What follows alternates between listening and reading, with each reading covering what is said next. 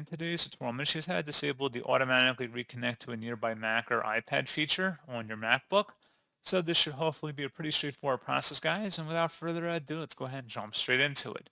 So all I have to do is select the Apple icon up in the menu bar and then select System Settings.